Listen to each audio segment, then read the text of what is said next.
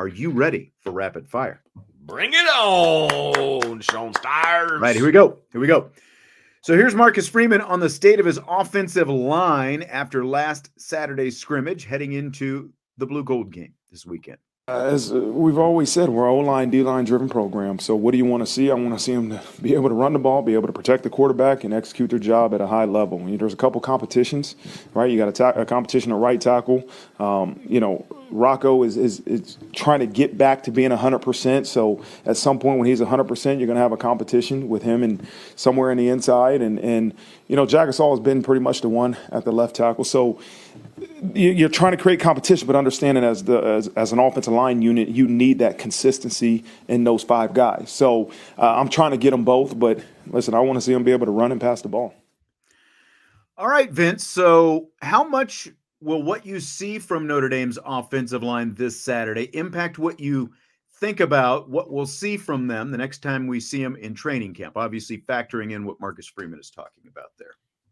I mean, on like a scale of 1 to 10, it's like a 3. I mean, you want to see some individual performances, and hopefully guys have good days, but it depends on who they're going up against. It depends on who they're playing next to. It depends on who their quarterback is. Like, there's just a lot of different things. O-line is so dependent on the 5 as opposed to the singular. Like, you can make some judgments on a guy just by watching him and, seeing him play and all of that, but a lot of it has to do with who you're playing with and who you're playing against and all of those different things. So I think you can glean some things from the Blue Gold game. It is just another line of evaluation. It is not a be-all, end-all. I'm not necessarily moving guys up or down the depth chart based on what's about to happen in the Blue Gold game. Exactly. And I just think about what we saw last year when we thought that we had a pretty good idea of what Notre Dame's offensive line was going to look like coming out of the spring. And then a couple weeks into training camp, hey, Pat Coogan's out there at left guard and ended up starting every game at left guard last season. And the Rocco thing is the biggest factor. And that's what Marcus Freeman mentioned there. Like, is Rocco going to take one of those spots? And I think the one we're specifically looking at probably is Pat Coogan at left guard, because Billy Schrouth sure seems pretty implanted there on the right side at guard. And obviously, as we've talked about, do they go to the transfer portal for a right guard? Like, what exactly is that going to look like? That's, again, the biggest question over there. I think you've got 3 guys who can play those 2 guard positions with Coogan, Schrouth, and Spindler, but you're still trying to find one firm answer for right tackle. So I don't think there's anything that's going to happen on Saturday that's going to move me one way or the other about how I feel about it. It's all going to come down to what kind of summers they have and what those first couple weeks of training camp look like. I think that's when we're really going to see something solid happen there. Right. Agreed. Brent with a good quarterback question. Scale of 1 to 10, what's your comfort level with CJ Carr starting a game early in the season? Obviously, it would depend on which game, but he said early in the season. Are we talking Texas A&M or are we talking Miami of Ohio? Like, those are two very different scenarios, okay? If we're talking, one of the MAC schools or whatever, my comfort level is like an 8 or a 9, right? If it's a Louisville or a Texas A&M or, something like that, it's like a 5.5, 6. I do feel like CJ Carr understands the offense. I think he demonstrated that on Saturday. I do think he will get the ball into the hands of his playmakers. It's not like he's going to put the team on his shoulders. I think he'll be, as a freshman, CJ Carr, he will adopt the role of a game manager in a position like that. If you're playing a lesser opponent like a Miami of Ohio or something like that, you kind of let him, you take the reins off a little bit, right? And you kind of let him play. And so I would feel fine with him doing that. I hope that makes sense. No, that's completely my rationale as well. I would not want a true freshman going into a road environment like a Texas A&M or an Ohio State a couple of years ago, those kind of situations in your first career start, on the road in that kind of environment. So I would put that like at a 2 or a 3 in that specific situation. But if it's Miami, Ohio, or Northern Illinois, I would be up around an 8 or a 9, for what you said. I would feel completely confident in those kind of things. And then based on what he looked like in those kind of games, it could shift my confidence going forward. Look, again, he looked good out there Saturday, but he also, again, looked good against third string guys. I would like to see, he all the things that we saw from him are exactly like what you would want to see, and even beyond maybe what you even hope to see from a true freshman who's an early enrollee right now. But I would like to see him do it against, it's like the next step now. Okay, you did it predominantly against the threes. Next step, what do you look like against the twos? And maybe they've seen some of that, in their time doing some live stuff this spring. I doubt that he's got very many, if at all, number one reps, but at the very least, next step is going up against some twos. But just the initial good feelings were there, and it's justified. But I don't want to put like too much on that right now before we see him go up against, higher level competition. Oh, for sure. Internally. For sure. But I would feel, like I said, I would feel good against those MAC level teams just like you. Yeah, I wouldn't have any qualms whatsoever. I mean, you're going to anticipate some freshman mistakes, but it's not just about CJ Carr. It's also about everybody that's around him. They have an elite defense. And I think you have I'll even be like, I'll tamp it down, a better than average offense. You know what I mean? Even with a true freshman at quarterback. So it's not like you're throwing a true freshman in with a bunch of guys that don't know what the hell they're doing. And so I think that also has a lot to do with my confidence level of what CJ Carr would be able to do. Look, some of these teams aren't going to be able to score on Notre Dame. You know what I mean? At a clip, right? That's true too. Yeah. So that helps. That definitely helps. That's true. And I hadn't even really thought about it, but that's very true. And that factors into what kind of game plan that you're going to put together. Absolutely. And if you were in a situation where you had a young guy like that out there starting, what percentage of the depth chart do you think needs to be set when spring ends this weekend? That's a really good question, because I think the spring is for experimentation to a degree. I think that the coaches will have a pretty good idea of where things stand. Unfortunately, there's still some guys that need to come and be a part of the mix, whether you're talking about, freshmen, or whether you're talking about guys like Beaux Collins or Rod Hurd, right? And so I think a conservative percentage would be like 75. And I think you're in pretty good shape at that point. I think 75, you're in good shape. Some interesting answers. John says 50%. Joe says 40%. DK, of course, against the grain, 57.8%. Yeah, I mean, I think somewhere in the 70%-ish range. Yeah. 70. I purposely wasn't looking at the chat to see what other people were saying. Like, does it need to, does that much need to be set? I think they have to have a pretty good idea. Otherwise, you're what's right. the purpose in spring and doing everything that they've done this spring? I think that like 70% is a pretty good number, because let's see, 22, like, me and my math, 0.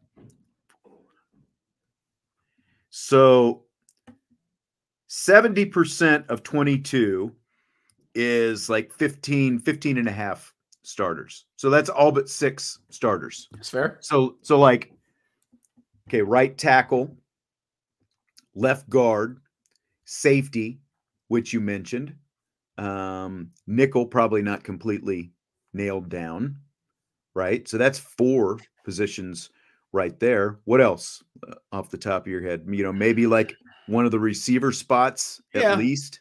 Because I mean, he talked about playing 6. So like, does that count as like start? You could start any one of those 6. You know what I mean? So I even think that number, it wouldn't even be 22. I think that number would be more like 30. You know what I mean? Because you got some different packages defensively. You've got different personnel offensively. And then you got the specialists. Can't forget them. And then, so I think you're looking at like 30 to 32 guys. And I would say if you've got 25 or so of those guys locked in, I think you're in good shape. You know what I mean? I do. I think you're in good shape at that point. Andrew says he thinks the spring's about weeding people out. I mean, not to a degree. Not completely, but with the transfer portal the way it is now, sure, it has definitely shifted in that direction, where at the very least you are putting guys out there and giving them an opportunity and basically saying, prove that you can do it or don't. And absolutely, if you can't, you're moving on. It's kind of a is the glass half full or half empty? Are you weeding people out, or are you seeing who rises to the top? You know what I mean? Either way, Andrew's correct. I mean, you're seeing who you can count on and all of those different things, because once you get to fall, it's not about trying guys out anymore. It's about we're putting in the scheme and we're doing, what we need to do to get ready for the season. And that's when you figure out who the scout team is and like that kind of stuff. And that's the luxury of spring, is you can give a lot of guys a lot of different reps. I mean, there were times this spring where Riley Mills and Howard Cross weren't out there practicing with the team. Yeah. And it doesn't matter. What that did was give some of those younger guys opportunities to have reps and show what they can do. Yes. It's like, absolutely. Because those two are, like two guys who need the reps less than anybody. Oh my gosh. Those guys that are like super veterans, you know what I mean? Like those two could be getting ready for the NFL draft right now. And so, you're talking about guys like Kaiser and even Xavier Watts, for example, like those kind of guys, they don't need the reps, right? We know they're starting. We know they're going to be an integral piece. And so get the other guys a shot in the spring. In the fall, everybody's on the field that's going to be contributing, and like I said, there's no scout team during spring, right? Nobody's relegated to the scout team during spring. That all happens in the fall. I saw that chuckle. I know what's coming. D-Rock Irish, thanks for the reminder. Hit that like button. We do appreciate it. Bubs wants to know if we think Beaux Collins, the incoming Clemson transfer, could beat out Jayden Thomas as boundary receiver. Sure, absolutely. Why'd you bring him in then? Yeah. I mean, it's that simple. You brought him in to compete and to play. So, yes, it absolutely can. Absolutely. Yeah. You didn't bring him in because he definitely will, but you brought him here for the chance that at least he might, and that he's going to upgrade your receiver room. That's why he's here. Yeah. So I think that's going to be one to watch for sure. So the NCAA is scheduled to vote tomorrow on allowing headset communication between coaches and quarterbacks this season. Irish offensive coordinator Mike Denbrock recently said that they've been using headsets in practice this spring already to get ready for that possibility. We're using it in practice, and the kids like it because it keeps me from yelling at everybody else, because I got to talk to the quarterback.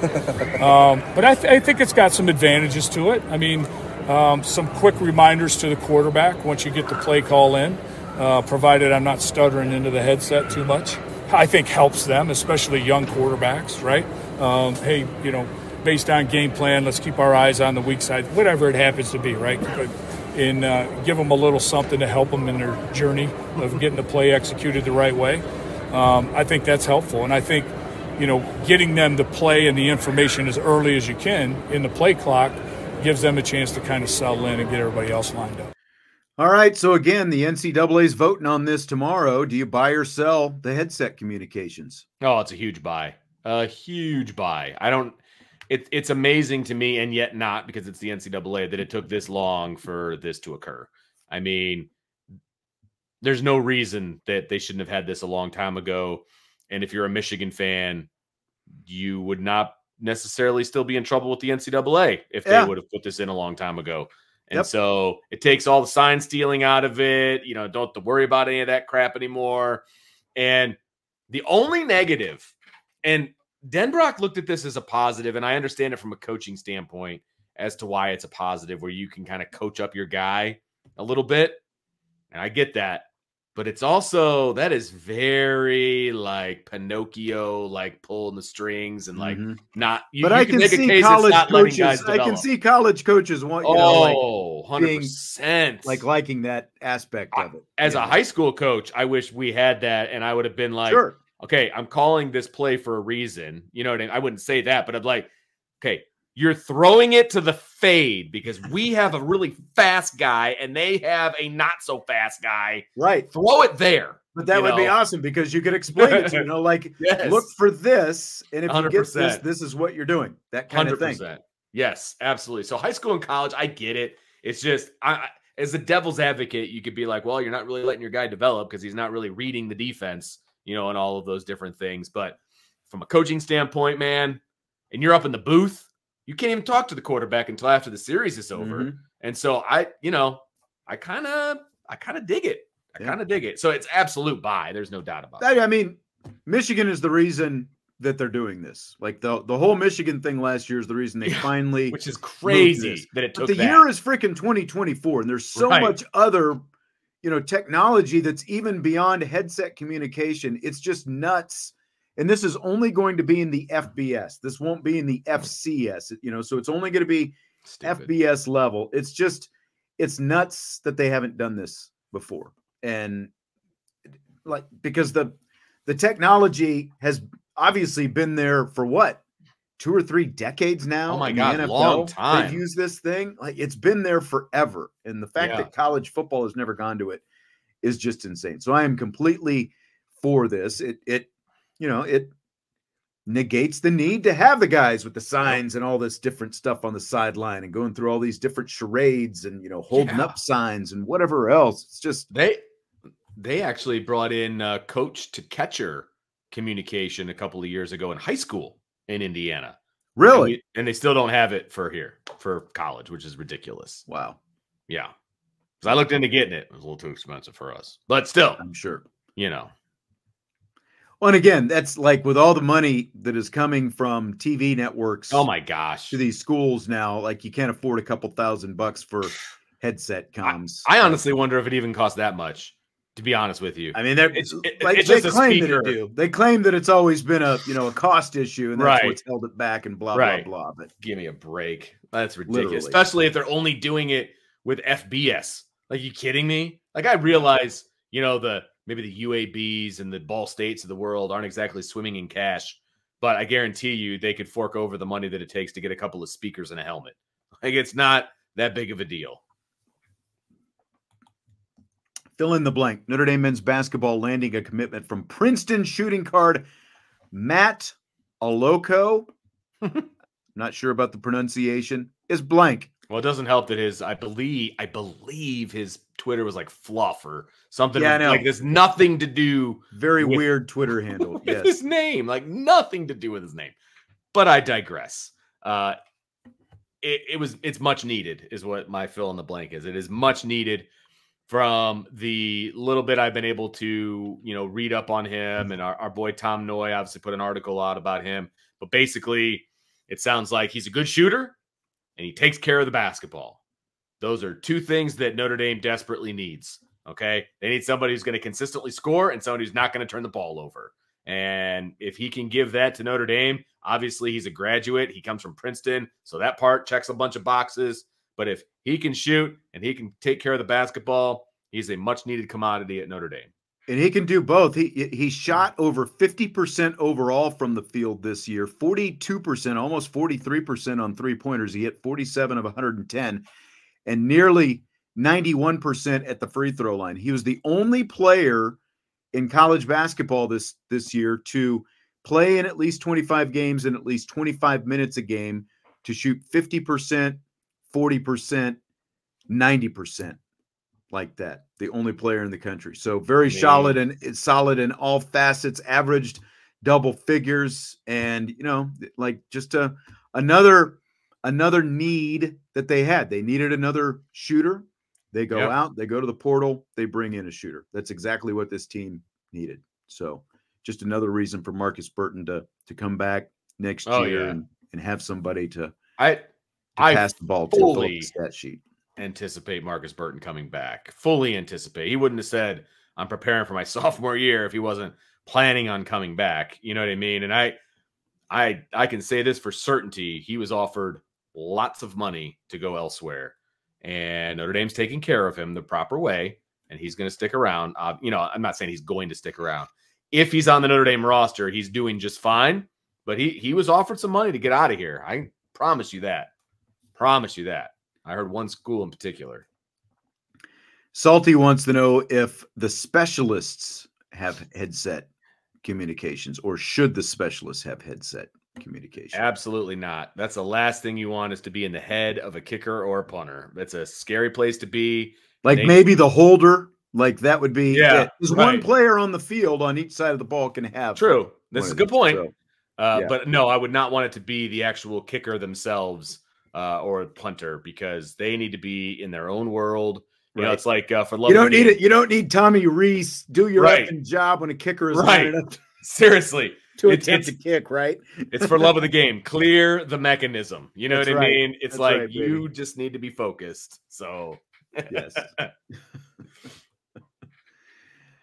All right. So I came up with this.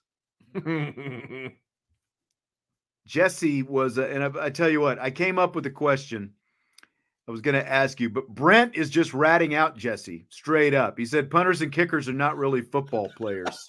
So this offends you as a blank, Vince.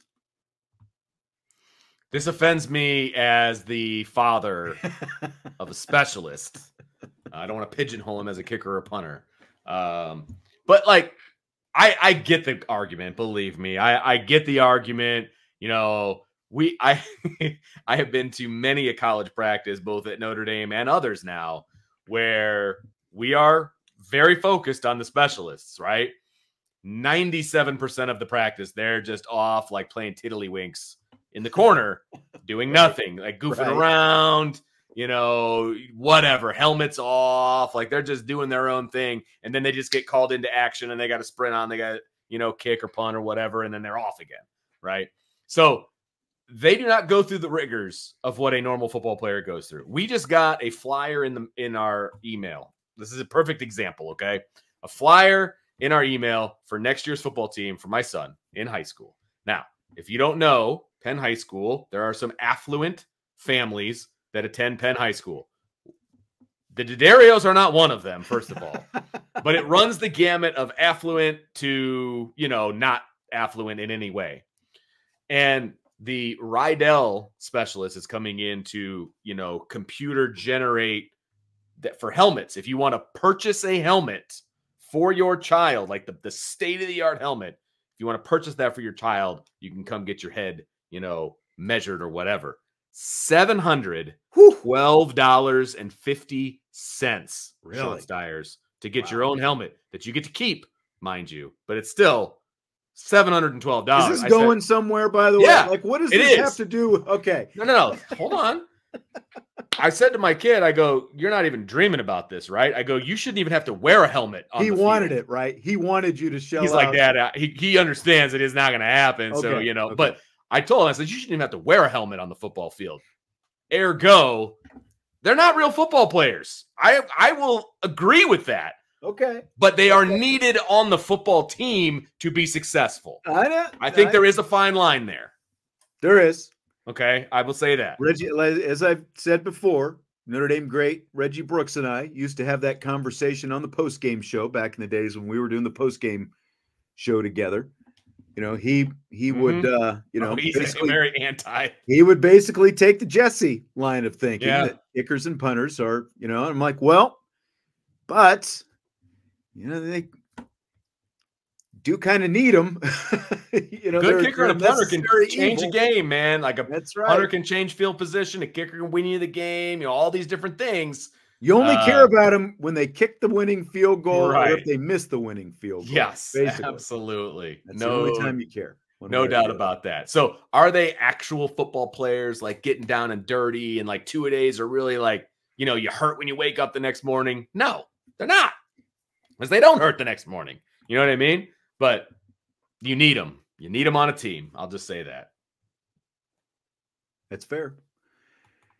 Okay, so Tommy wants to know our opinion on WNBA salaries. Now, this is obviously very broad, open-ended. I know there's been discussion about salaries. I'll just say that, it's like someone who's involved in women's basketball and has been for a long time. It still comes down to supply and demand. It does. And if the Caitlin Clark effect, makes it so that there is a lot more TV interest, there are going to be more games on TV, and there'll be bigger and better TV contracts, and that money will funnel to the players. There will also be expansion. If the crowds get bigger, the whole thing, the salaries will go up as demand. Absolutely. That's what it comes down to. So I'll just, stick to the facts, ma'am. That's what I'm going to go with. I mean, that's, because again, I don't know exactly where Tommy was trying to go with this, but the bottom line is for whatever sport or occupation, if there's greater demand, you've got a chance to make more money. That's what it comes down to. Well, and the best way to put it is supply and demand, because if you bought WNBA tickets prior to Caitlin Clark, prior to knowing where Caitlin Clark was going to come out and all of those different things, you could get a ticket for like $20, right? The second she was drafted to the Fever, tickets went up to like $175. Yeah. Okay. That would be an example of supply and demand. In some of these places where she's going to play on the road, even before she was drafted, started moving into, their games against Indiana to larger arenas, so that they could sell more tickets and at a higher price. So Smart. Again, like supply and demand, they're going to start capitalizing on it. It's really going to come down to, again, how much overall interest is she able to help generate for this league? And if they get more interest, I think that everyone's going to be happier for it in the long run, in the form of, again, TV contracts, arenas, more people going to watch games and things like that. And higher ticket prices, it's all going to potentially mean more money. I mean, the NBA has essentially propped up this league for a long time. That's why there's only 12 teams in the league right now, even though there's more than twice as many, men's NBA teams. But if the interest in the WNBA goes up, and I mean, look, Caitlin Clark has been the catalyst for interest throughout these, this last year plus with the NCAA tournament. The interest in the draft the other night, did you see that? A 300% increase in viewership. 300%. Wow. That's the Caitlin Clark effect, though. Yeah. 100%. I mean, and look, she's not making a boatload of money, obviously, but if things are trending the way they're trending for her, she will make more. And she will make more in endorsements. And she will make more when she goes over and plays in Europe in the offseason. You know what I mean? It's just those are just facts. So she's going to be just fine. But at the end of the day, it is exactly what you said. It's supply and demand. If butts aren't in the seats, they don't have the money to pay the players, period. Yeah. And so her rookie contract, I think it's a 4-year deal. She's not breaking the bank by any stretch of the imagination, but she's not poor either. So, I mean, but this is also why when you hear, like when you look at the men's versus the women's game, like why more women don't come out after their sophomore or junior season. It's better for them in the long run if they stay in school, get their degree. Absolutely. Because again, not everyone who got drafted the other night is even going to make a team, because there's with only 12 teams. It's so competitive, and there's such a logjam just to make a roster spot on a WNBA team. It's just not worth it for these players to come out early, because the money that they make is nowhere near what the men are making. And which then makes the college game better. Like, you can say that, okay, they're playing the same game and all, the bottom line is just when the interest becomes greater and the demand becomes greater for the WNBA, they'll all start making more money. Absolutely. That's obviously ultimately what everybody wants. Yep. So, I agree. So Fox Sports is creating a 16-team event that's going to be known as the College Basketball Crown. They're going to play it in Las Vegas next year. It's going to start as March Madness is ending. It'll include teams that don't make it to the NCAA tournament. Big 10, Big 12, Big East, who all have games carried on Fox, are each going to get 2 automatic entries in this tournament, and then there'll be at-large teams selected by a committee. Scale of 1 to 10. What's your interest in the college basketball crown tournament? My interest will be solely based on whether I have a team in the fight. So if Notre Dame is there, yeah, you'll have some interest. Everybody's predicting Notre Dame's going to be a bubble team next year. So they might be in, they might be out. And if they're a bubble team, then they got a great chance of being in this tournament. If that's the case, I will be interested. I will watch it.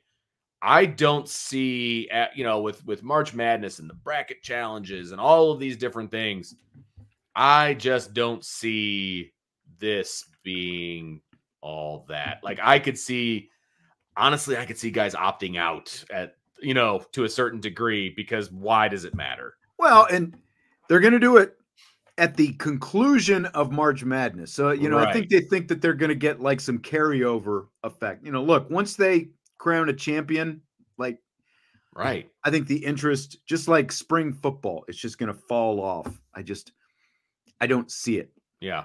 Especially considering they are 16 teams that didn't make it to the NCAA tournament, and there's still an NIT, so like what's even the quality level of these teams going to be? So I agree with, I think I saw John say a 1, and that would be, that would probably be my level of interest as well. If Notre Dame's not in it, it's a 0. I'd be honest with you. It's a 0. And unless I have some sort of a dog in the fight, maybe a former player that is playing in it, or, something along those lines, right? Other than that, no, there's no way I'm watching that. I'm just not. It's just like I didn't watch the NIT. I'm not going to watch it. Yep. Jimmy wants to know my favorite Nirvana song. It's probably a little trite, but Smells Like Teen Spirit is, right there at the top. About a Girl, like there's a lot of good ones, but it's just always been one of my favorites. It was, the first big hit, but it's still at the top of the list. I would have to say. I'm not, like deep cut guy like a lot of people, but deep cut guy. All right, Tommy had one other question that I had in here. Okay. At what point in one's life must they declare their fandom of a sports team before being labeled bandwagon fan? Do you allow any exceptions? I mean, I think it's gotta be childhood. I just kind of think, like, if you can, say you were a fan before they won, like a championship that came in your lifetime, maybe. I don't know. Like, childhood, I think, is a good bet here. Childhood for sure. If you're because I think they say like, whatever team you're a fan of when you're like 11, 12 years old is pretty much the team that you're with the rest of your life, kind of thing. And that's fair. What I am on most of my teams. Yeah. So. Yeah, me too. I would agree with that wholeheartedly. The only thing that could change, like the caveats, would be if you have a relative playing for a team, or this is a good one too. Like whatever, where you end up going to college. Go to college. That's a great one. Yeah. Where do you go to college? I think that's absolutely something that's important. Like I said, if my kid goes someplace, I'll be a fan of that team. Right. Like those are all obvious ones. The only other one I can think of is if, like for Jesse, for example, he moves to Cleveland and he goes to Cavs games and Guardians games all the time. Is he a fan? I think he's just a fan of sports in general. But he's kind of adopted those as his team since he lives in the city. Okay. I'll have to ask him tomorrow just how much of an actual fan he is, because like I think it's almost more the social, like, because he likes sports so much, and it's basically a 10-minute train ride from where they live, to get down to both the ballpark and where the Cavs play at the arena there. It's like it's almost right on top of the baseball stadium. Yeah, exactly. It's like the social aspect, I think, is as much as anything, and the fact that they just like going to sports. Yeah, that's fair. Absolutely fair. But I'll have to ask him how much he actually. I know, like, because they have like the Guardians partial season tickets and all that kind of stuff. Like a couple years ago, or over the last couple of years, they've kind of they would get to know the teams a little bit more and all that kind of stuff. But I think he's at the very least kind of adopted them as a second team, right? With the Cubs still being definite way out. Oh yeah, there's no doubt about that. But he definitely, there's many times he's headed to a Guardians game. You know what I mean? And I get it. There was some great deal he gets by going to these games and stuff. I have to say, if I was single or in his situation socially, I would have done the same thing, no doubt. Joshua shooting a women's basketball question here at the end before we wrap things up. Do I think Niele will go after top Portal girls like a Stanford girl or go for depth? I get that you have to be careful with playing time, but South Carolina had a 9-player rotation. They not just pure ability. That's obviously one of the things that they look at, but they also look at fit. Personality fit and how they're going to fit in with the team and those kind of things. So, that's going to be part of it as well. Like, to me, Gardner, one of the bigs for Oregon State, is one of the players that I've seen brought up, and Niele and the staff did recruit her when she was coming out of high school. So they're going to have a pretty good idea of that kind of personality fit. So I guess I would say the answer to your question is kind of a mix of both, because like if they're going to go for a couple of bigs, for example, in the portal, which I would think that because of the situation they're in with like a highly touted incoming freshman, but also a veteran who is injured right now, you would think that they're going to go after a couple, but you're going to have to sort of balance like what those two players look like. Sure. Right. And, and it's the same. Like I said that, they probably would like to get another guard who can hit some 3-pointers. And I say that just because, okay, KK Bransford left. I don't think you're necessarily going to, go after another player in that mold. You're going to want someone who's at least a 3-point threat, I think. Right. And for sure. But because there is going to be such a crowded backcourt, there's still going to be sort of a limit, I think, to, you know what I mean? Like who's going to be interested, considering that there is only one ball to go around. So absolutely. So does that make sense? Like, does that explain? To me it does. Yeah, okay. No, to me it does. They have to be the right fit. Look, she's going to be doing a lot of ego managing. I mean, and I don't mean that in a negative way. There's a ton of talent on this roster, and you've got to be smart about how you fill those holes. And there's not many there. That's the thing. There's not many. Right. I mean, post is going to be the biggest thing. Like, sure.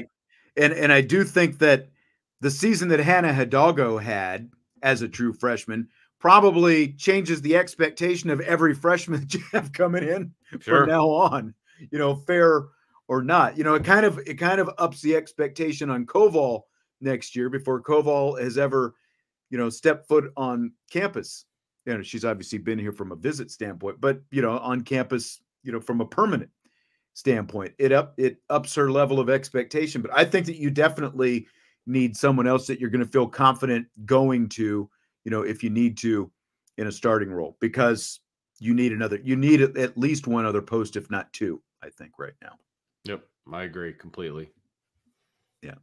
Yeah. And as Jimmy said, more inside presence besides Koval. Like I said it before, and I know somebody on the board disagreed with me, and that's fine, but I still really like Leah Tu King from Pitt. She's a little bit undersized, but I like the fact that she just averaged a double-double in the ACC. So she's been up against good competition. She would be a grad student, so the main thing that you would want from that is not the scoring from whoever you would bring in. It would just be rebounding. Go out and gobble up rebounds as much as possible. And she's someone who's proven that she can go out and average double-figure rebounds in the ACC. And it would be just a one-year player, and then you're recruiting behind that as well. So I don't know. We'll see what they do. We will. Yep. All right. Well, that's going to do it for tonight. Appreciate you being here. As always, we're creeping one day closer to the blue gold game. And I think all three of us are going to be in here on Friday this week. Ooh. First time in a while. Okay. Yep. But we'll be back tomorrow, of course, as well. Hit that like button. We do appreciate it. DK says, Sean, who disagreed, give us some names. I will not name names. But go to the Champions Lounge. You can see it's it right there. well. Yeah, that's right. Right there. It's in the thread about Maddie Westbelt. Okay. All right. We'll talk to you tomorrow. Hit the like button. Ivy Nation Sports Talk.